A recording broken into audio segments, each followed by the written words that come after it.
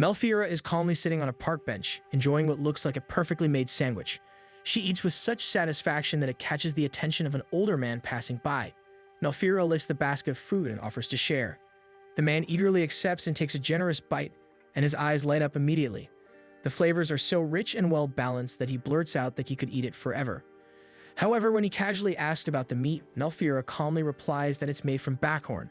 At that moment, his expression shifts. Backhorns are known as dangerous monsters filled with lethal poison.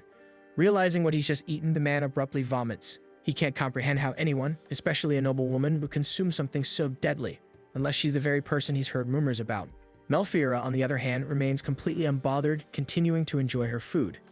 To her, even the foulest monsters can be turned into a delicious dish if prepared properly. Others may not understand this, but she's confident that someday she'll find someone who does. The following day, Melfiora attends a grand banquet hosted for the nobles. The place is filled with tables overflowing with exquisite dishes. She's genuinely enjoying herself, eating everything she can, when a familiar noblewoman approaches. It's the attendant, Mrs. Talbot. With a firm tone, Mrs. Talbot reminds her of the true reason she's there. With this, Melfiora's cheerful expression fades instantly. The real purpose of the banquet is to celebrate the bountiful harvest and allow nobles to test the season's offerings. More importantly, it serves as a social gathering for the nobles to meet potential partners. As the daughter of a count, Melfiora is expected to find a suitable fiancé there. Faced with her stepmother's threat to send her to a convent if she fails to find a partner this year, Melfiora has little choice but to comply. Even her father says he would accept someone as lowly as a knight, so long as they are decent, just so she can finally secure a match. Reluctantly, she attends the banquet. However, as she scans the room, she notices the nobles whispering harshly behind her. In that moment, Melfiora realizes that no noble truly wants to be associated with her. Melfiora decides to head to another section of the banquet where the knights have gathered, thinking she might find a potential fiancé among those who don't recognize her. However, her thoughts are abruptly interrupted when chaos erupts and an enraged monster suddenly appears. The guests instantly scream and scatter, fleeing in panic. Amid the commotion, Melfiora notices an elderly couple struggling on the ground. She rushes to them and urges them to escape together, but before they can move, a mad backhorn emerges right in front of them. Her instinct tells her to run, but seeing the couple's terrified faces, Melfiora instead dashes away while shouting to draw the beast's attention, making herself the bait. The monster charges toward her, but just as it's about to strike, she closes her eyes. Then, a man arrives, beheading the beast in the blink of an eye. Standing before her is a man with a blood-stained sword. The whispers around her rise, talking about the infamous blood-mad Duke Roger. His unusual eyes lock with hers, and Melfiora stares in awe. Yet Roger misreads her gaze, assuming she's terrified of him. He has always been described as an eccentric fiend, and yet before her, he seems strikingly beautiful. Melfiora rises gracefully and introduces herself with proper noble etiquette. Roger pauses, surprised that she still thinks of formalities after such a close call. He asks if she's unharmed, but Melfiora focuses on him instead. Blood from the slain backhorn has splattered across his face. With concern, she urges him to rinse it off immediately. She explains that mad backhorn blood carries magical toxins, and if it's swallowed or absorbed, it can cause intense stomach aches and fever. She also adds that if the creature hadn't been mad, its blood could have been used to make sausages with the proper preparation. With that, she insists he clean himself and change at once before any ill effects occur. Roger, however, seems far more intrigued by Melfiora's extensive knowledge of monsters. She quickly apologizes for talking too much, worried she may have overstepped, but Roger simply hands her a vial of purified water, pointing out that she might have ingested some of the beast's blood herself. Roger's gaze then falls on her gown, which is stained heavily with blood. Without hesitation, he takes her hand, intending to find her a change of clothes.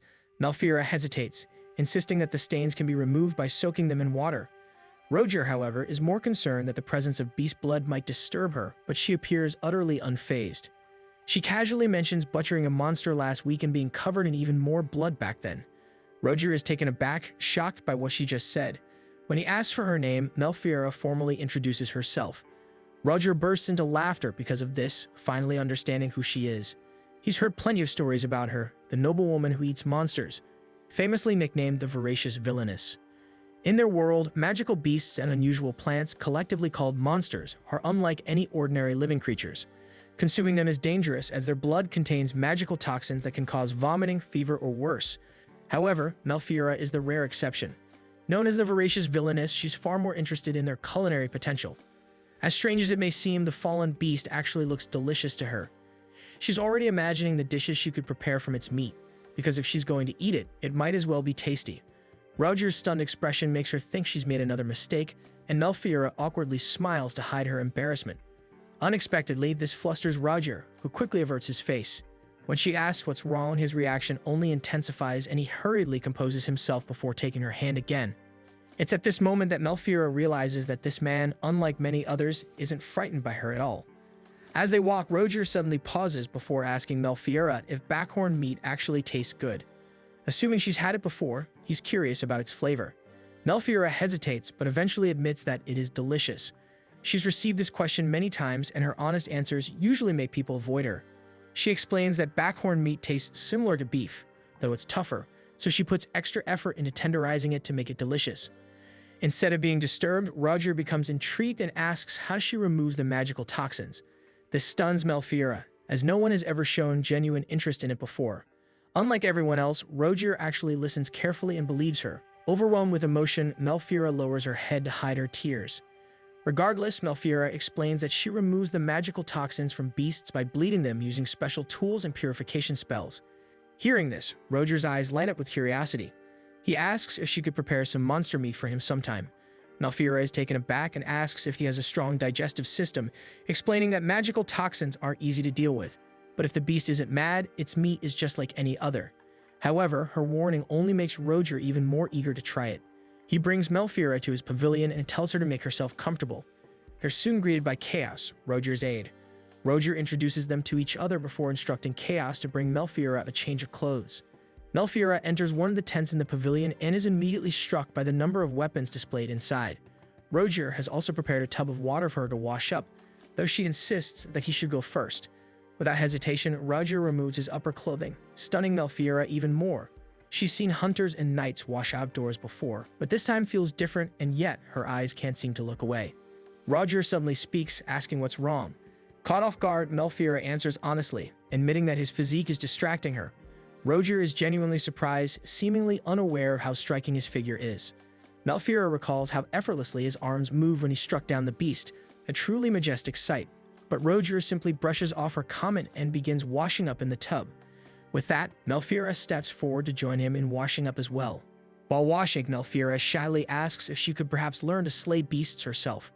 Roger doesn't disagree, but after glancing at her slender arms, he insists that she should lead the slaying to him. He doesn't realize the weight of his words at first, but when he sees her expression, he quickly tries to defend himself, explaining that it's only because he's already accustomed to fighting. Changing the subject, Roger asks if there's any particular meat she wants to try so he can hunt it down for her. This immediately lights up Melfiora's eyes with excitement. His territory is known for rare kinds of monsters not found in her lands. To her, that feels more like a luxury rather than a threat. Roger notices the blood on Melfiora's face and gently wipes it off. In return, Melfiora helps him wash his face too, carefully caressing his cheeks and running her fingers through his hair. For a brief moment, the two share an intimate atmosphere until Chaos barges in and interrupts them. He scolds Roger for standing in front of Melfiora half-naked, pointing out how inappropriate it is to expose himself to a count's daughter. Later, Melfiora changes into a beautiful dress that Roger borrowed from the queen. She wears it gracefully, while Roger casually holds the beast's head. Melfiora is amazed by this and boldly exclaims that she wishes she could slay monsters too. Her reaction surprises the others, as most noblewomen would faint at the sight. Chaos watches the two and secretly thinks his master may have finally met his match. Roger escorts Melfiora back to her carriage, where she formally thanks him and bids farewell. Yet, even as they part ways, both clearly wish to see each other again, already planning gifts for their next meeting.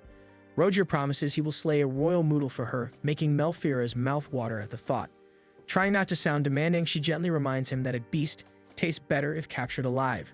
With this, Roger grows more excited, seeing it as a challenge worth trying.